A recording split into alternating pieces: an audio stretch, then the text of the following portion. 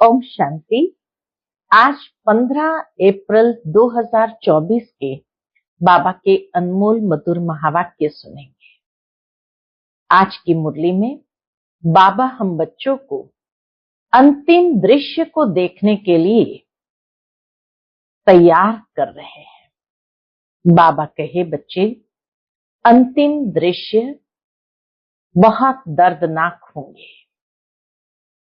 उसके लिए तुम्हें अपनी अवस्था को बहुत मजबूत बनाना है और मजबूत बनाने की विधि बाबा बताते कि बच्चे, जितना हो सके ये देह के भान को निकालते जाओ, आत्म अभिमानी बनते जाओ।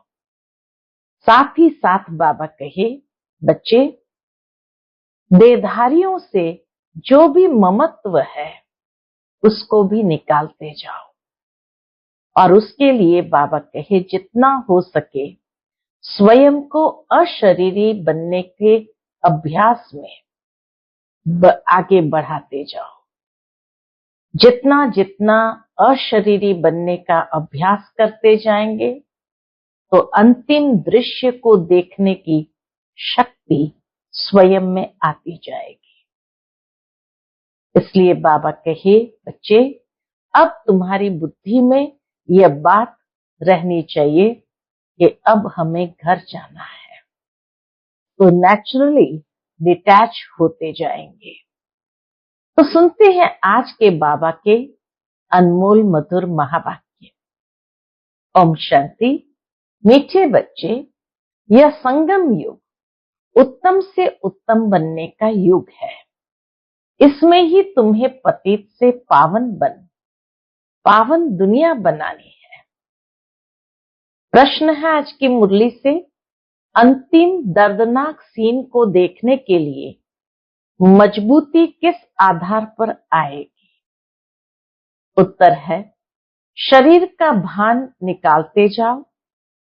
अंतिम सीन बहुत कड़ी है। बाप बच्चों को मजबूत बनाने के लिए अशरीरी बनने का इशारा देते हैं। जैसे बाप इस शरीर से अलग हो तुम्हें सिखलाते हैं, ऐसे तुम बच्चे भी अपने को शरीर से अलग समझो। अशरीरी बनने का अभ्यास करो। बुद्धि में रहे कि अब घर जाना है। ओम शांति। मीठे मीठे रूहानी बच्चे हैं तो जिस्म के साथ, रूहानी बच्चे है तो जिस्म के साथ, बाप भी अभी जिस्म के साथ है। इस घोड़े व गाड़ी पर सवार है और बच्चों को क्या सिखलाते हैं? जीते जी मरना कैसे होता है। और कोई ये सिखला न सके सिवाय बाप के। बाप का परिचय सब बच्चों को मिला है। क्या है बाबा का परिचय? वह ज्ञान सागर पतित पावन है। ज्ञान से ही तुम पतित से पावन बनते हो और पावन दुनिया भी बनानी है।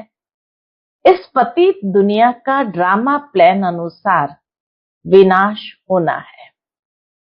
सिर्फ जो बाप को पहचानते हैं और ब्राह्मण भी बनते हैं, वही फिर पावन दुनिया में आकर राज्य करते हैं। पवित्र बनने के लिए ब्राह्मण भी जरूर बनना है। यह संगम युग है, यही पुरुषोत्तम अर्थात उत्तम से उत्तम पुरुष बनने का युग। कहेंगे उत्तम तो बहुत साधु संत महात्मा वजीर अमीर प्रेसिडेंट आदि है, परंतु नहीं, ये तो कलयुगी भ्रष्टाचारी दुनिया, पुरानी दुनिया है। पतित दुनिया में पावन एक भी नहीं। अभी तुम संगम युगी बनते हो। वो लोग पतित पावनी पानी को समझते हैं। सिर्फ गंगा नहीं, जो भी नदियां हैं, जहां भी पानी देखते हैं, समझते हैं पानी पावन करने वाला है। ये बुद्धि में बैठा हुआ है। कोई कहां जाते हैं। मतलब पानी में स्नान करने जाते हैं, परंतु पानी से तो कोई पावन हो न सके। अगर पानी में स्नान करने से पावन हो जाते, फिर तो इस समय सारी सृष्टि पावन होती। इतने सब पावन दुनिया में होने चाहिए। यह तो पुरानी रस्म चली आती है। सागर में भी सारा किचड़ा आदि जाकर पड़ता है। बाबा कहे सागर में भी सारा किचड़ा आदि जाकर पड़ता है, फिर वह पावन कैसे बनाएंगे? पावन तो बनना है आत्मा को, शरीर को पावन बनाने की बात नहीं। बाबा कहे पावन तो बनना है आत्मा को। इसके लिए तो परमपिता चाहिए जो आत्माओं को पावन बनाए। तो तुमको समझाना है, पावन होते ही सतयुग में है, पतित होते हैं कलयुग में। अभी तुम संगम युग पर हो, पतित से पावन होने के लिए पुरुषार्थ कर रहे हो। तुम जानते हो हम शूद्र वर्ण के थे, अब ब्राह्मण वर्ण के बने हैं। शिव बाबा प्रजापिता ब्रह्मा द्वारा बनाते हैं। शिव बाबा प्रजापिता ब्रह्मा द्वारा हमें क्या बनाते हैं? ब्राह्मण बनाते हैं। हम हैं सच्चे सच्चे मुखवंशावली ब्राह्मण, वह है कुखवंशावली। प्रजापिता तो प्रजा सारी हो गई। प्रजा का पिता है ब्रह्मा, वो तो ग्रेट ग्रेट ग्रैंडफादर हो गया। जरूर वह था, फिर कहां गया? पुनर्जन्म तो लेते हैं ना। यह तो बच्चों को बताया है। ब्रह्मा भी पुनर्जन्म लेते हैं। ब्रह्मा और सरस्वती, माँ और बाप, वही फिर महाराजा महारानी लक्ष्मी नारायण बनते हैं, जिसको विष्णु कहा जाता है। वही फिर 84 जन्मों के बाद आकर ब्रह्मा सरस्वती बनते हैं। यह राज तो समझाया है।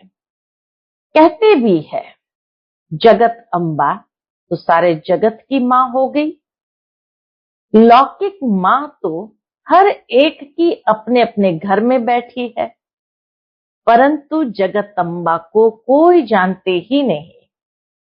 ऐसे ही अंधश्रद्धा से कह देते हैं, जानते कोई को भी नहीं।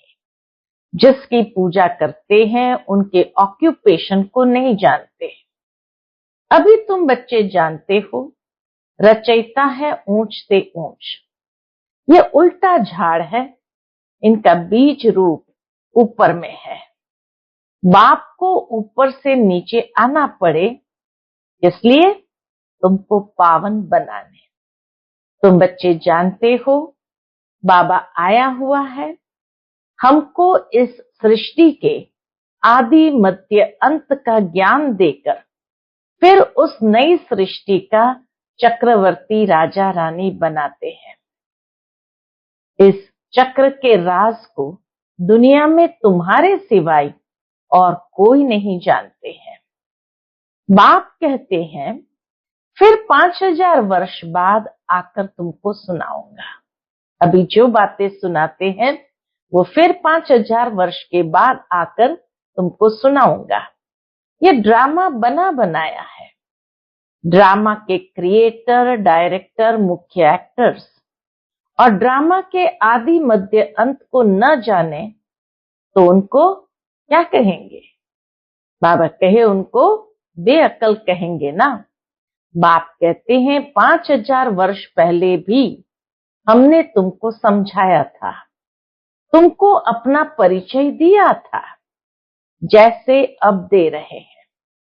तुमको पवित्र भी बनाया था, जैसे अब बना रहा हूं। अपने को आत्मा समझ बाप को याद करो।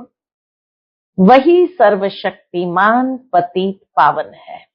बाबा ही सर्वशक्तिमान पतित पावन है। गायन भी है, अंत काले जो फलाना सिमरे, जो जिस्म को सिमरण करते हैं। वल वल अर्थात घड़ी घड़ी ऐसी योनि में जाए। कहते हैं अंत काले जो स्त्री सुमरे वह वल ऐसी योनि में जाए, अर्थात घड़ी घड़ी ऐसी योनि में जाए। अब इस समय तुम जन्म तो लेते हो, परंतु शुकर कुकर कुत्ते बिल्ली नहीं बनते हो।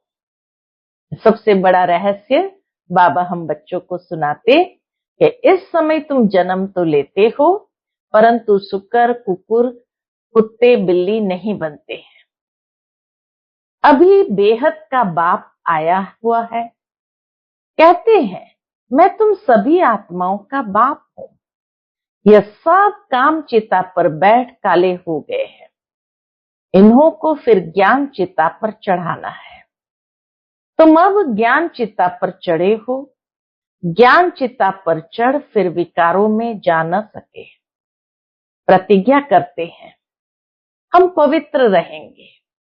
बाबा कोई वह राखी नहीं बंधवाते हैं, यह तो भक्ति मार्ग का रिवाज चला आता है। वास्तव में यह है इस समय की बात। तुम समझते हो पवित्र बनने बिगर पावन दुनिया का मालिक कैसे बनेंगे। फिर भी पक्का कराने के लिए बच्चों से प्रतिज्ञा कराई जाती है। कोई ब्लड से लिख कर देते हैं, कोई कैसे लिखते हैं। बाबा जब प्रतिज्ञा कराते हैं तो कोई कैसे लिखते, कोई कैसे लिखते। बाबा आप आए हैं, हम आपसे वर्षा जरूर लेंगे, ऐसे दृढ़ संकल्प करते हैं। निराकार साकार में आते हैं ना, जैसे बाप परमधाम से उतरते हैं वैसे तुम आत्माएं भी उतरती हो, ऊपर से नीचे आती हो पाठ बजाने। यह तुम समझते हो यह सुख और दुख का खेल है। आधा कल्प सुख आधा कल्प दुख है। बाप समझाते हैं 3/4 से भी तुम जास्ती सुख भोगते हो, 3/4 से भी जास्ती सुख भोगते हो। आधा कल्प के बाद भी तुम धनवान थे। द्वापर में भी बाबा कहे तुम धनवान थे, कितने बड़े मंदिर आदि बनवाते हैं। दुख तो पीछे होता है जब बिल्कुल तमो प्रधान भक्ति बन जाती है, तब फिर धीरे धीरे दुख आरंभ होता है। बाप ने समझाया है तुम पहले पहले अव्यभिचारी भक्त थे, सिर्फ एक की भक्ति करते थे। जो बाप तुमको देवता बनाते हैं, सुखधाम ले जाते हैं, उनकी ही तुम पूजा करते थे। फिर बाद में व्यभिचारी भक्ति शुरू होती है। पहले एक की पूजा, फिर देवताओं की पूजा करते थे। अभी तो 5 भूतों के बने हुए शरीरों की पूजा करते हैं। बाबा कहे अभी तो 5 भूतों के बने हुए शरीरों की पूजा करते हैं। चैतन्य की भी तो जड़ की भी पूजा करते हैं। 5 तत्वों के बने हुए शरीर को देवताओं से भी उच्च समझते हैं। देवताओं को तो सिर्फ ब्राह्मण हाथ लगाते हैं। तुम्हारे तो ढेर के ढेर गुरु लोग हैं। यह बाप बैठ बताते हैं, ये दादा भी कहते हैं। ब्रह्मा बाबा भी अपने अनुभव के आधार से कहते हैं हमने भी सब कुछ किया, भिन्न भिन्न हठयोग आदि, कान नाक मोड़ना आदि सब कुछ किया।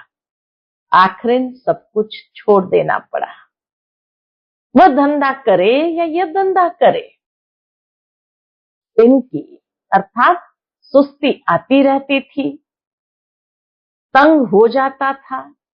सब कुछ करते हुए फिर थकावट होती तो सुस्ती आ जाती थी, तंग हो जाता था। प्राणायाम आदि सीखने में बड़ी तकलीफ होती है।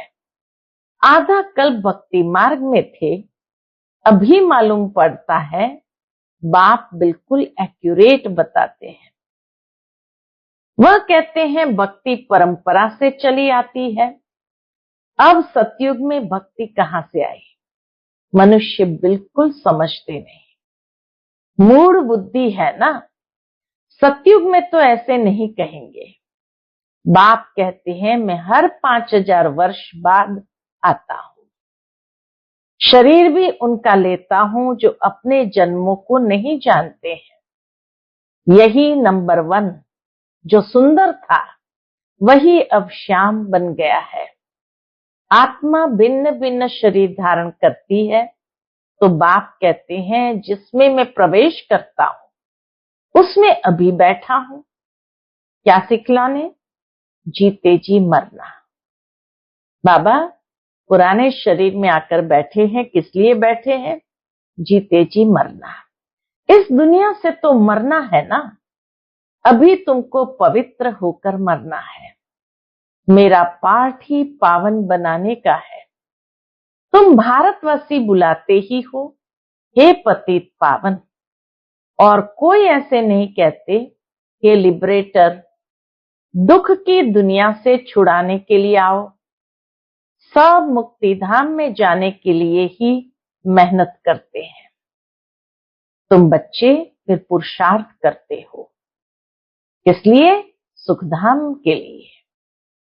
तो मनुष्य आत्माएं दुनिया में पुरुषार्थ करती है, मुक्ति धाम में जाने के लिए कितनी मेहनत करते हैं। और बाबा कहे तुम बच्चे फिर पुरुषार्थ करते हो सुखधाम के लिए। वह है प्रवृत्ति मार्ग वालों के लिए, सुखधाम तो है प्रवृत्ति मार्ग वालों के लिए। तुम जानते हो हम प्रवृत्ति मार्ग वाले पवित्र थे, फिर अपवित्र बने। प्रवृत्ति मार्ग वालों का काम निवृत्ति मार्ग वाले कर न सके। यज्ञ तप दान आदि सब प्रवृत्ति मार्ग वाले करते हैं। तुम अभी फील करते हो कि अभी हम सबको जानते हैं। शिव बाबा हम सबको घर बैठे पढ़ा रहे हैं। बेहद का बाप बेहद का सुख देने वाला है। उनसे तुम बहुत समय के बाद मिलते हो तो प्रेम के आंसू आते हैं। बाबा कहने से ही रोमांच खड़े हो जाते हैं। बाबा कहने से ही रोमांच खड़े हो जाते हैं। अहो बाबा आया है, हम बच्चों की सर्विस में। बाबा हमको इस पढ़ाई से गुलगुल बनाकर ले जाते हैं। इस गंदी छीछी दुनिया से हमको ले जाएंगे अपने साथ। भक्ति मार्ग में तुम्हारी आत्मा कहती थी, क्या कहती थी? बाबा आप आएंगे तो हम वारी जाएंगे, हम आपके ही बनेंगे, दूसरा कोई नहीं। नंबरवार तो है ही, सबका अपना अपना पार्ट है। कोई तो बाप को बहुत प्यार करते हैं जो स्वर्ग का वर्षा देते हैं। सतयुग में रोने का नाम नहीं होता। यहाँ तो कितना रोते हैं।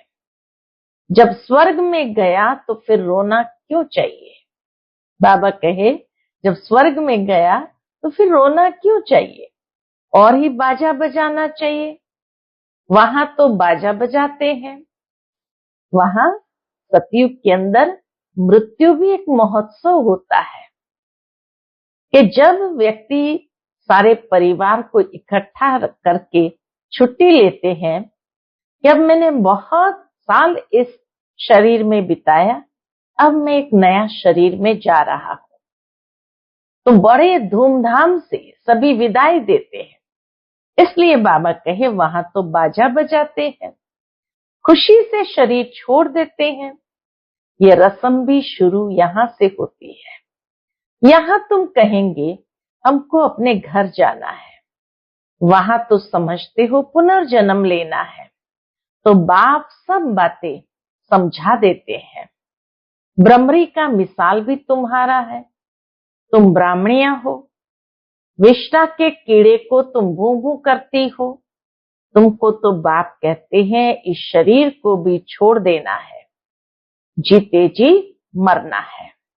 बाप कहते हैं अपने को आत्मा समझो। अब हमको वापस जाना है, अपने को आत्मा समझ बाप को याद करना है। देह को भूल जाओ, बाप तो बहुत मीठा है। कहते हैं मैं तुम बच्चों को विश्व का मालिक बनाने आया हूं। अब शांति धाम और सुख धाम को याद करो। अलफ और बे, यह है दुख धाम। शांति धाम हम आत्माओं का घर है। हमने पाठ बजाया, अब हमें घर जाना है। वहां ये छी शरीर नहीं रहता है। अभी तो ये बिल्कुल ही जड़जड़ीभूत शरीर हो गया है। अब हमको बाप सन्मुख बैठ सिखलाते हैं इशारे में। मैं भी आत्मा हूं, तुम भी आत्मा हो। मैं शरीर से अलग होकर तुमको भी वही सिखलाता हूं। तुम भी अपने को शरीर से अलग समझो। अभी घर जाना है, यहां तो रहने का अभी नहीं है। यह भी जानते हो अभी विनाश होना है। भारत में रक्त की नदियां बहेगी, फिर भारत में ही दूध की नदियां बहेगी। यहाँ सब धर्म वाले इकट्ठे हैं, सब आपस में लड़ मरेंगे। ये पिछाड़ी का मौत है। बाबा कहे ये अंतिम समय का दृश्य है।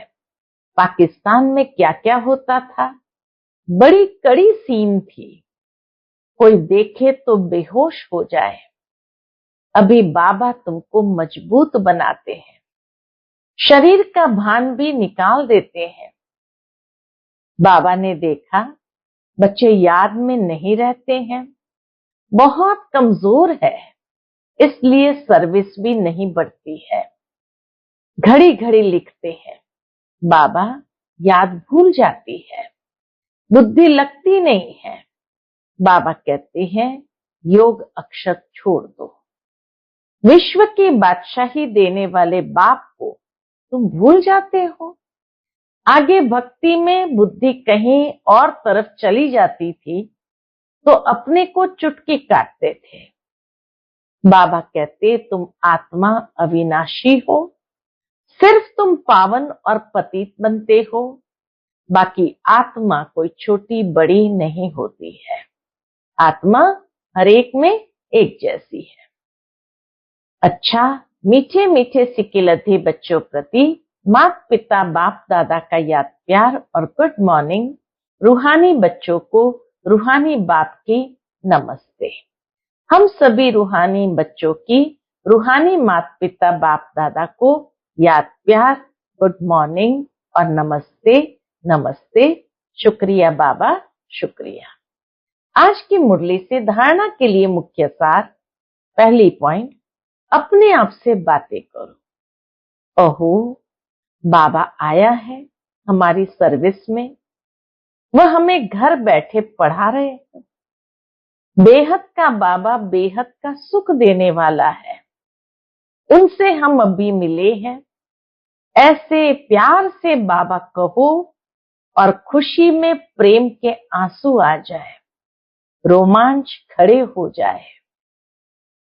दूसरी पॉइंट, अब वापस घर जाना है, इसीलिए सबसे ममत्व निकाल जीते जी मरना है। इस देह को भी भूलना है, इससे अलग होने का अभ्यास करना है, अशरीरी बनने का अभ्यास करना है। आज का बाप दादा का मधुर वरदान हम बच्चों के प्रति है। बीती हुई बातों व वृत्तियों को समाप्त कर संपूर्ण सफलता प्राप्त करने वाली स्वच्छ आत्मा भव। बीती हुई बातों व वृत्तियों को समाप्त कर संपूर्ण सफलता प्राप्त करने वाली स्वच्छ आत्मा भव। सेवा में स्वच्छ बुद्धि, स्वच्छ वृत्ति और स्वच्छ कर्म सफलता का सहज आधार है। कोई भी सेवा का कार्य जब आरंभ करते हो तो पहले चेक करो कि बुद्धि में किसी आत्मा की बीती हुई बातों की स्मृति तो नहीं है। उसी वृत्ति दृष्टि से उनको देखना, उनसे बोलना, इससे संपूर्ण सफलता नहीं हो सकती। इसलिए बीती हुई बातों को व वृत्तियों को समाप्त कर स्वच्छ आत्मा बनो, तब ही संपूर्ण सफलता प्राप्त होगी।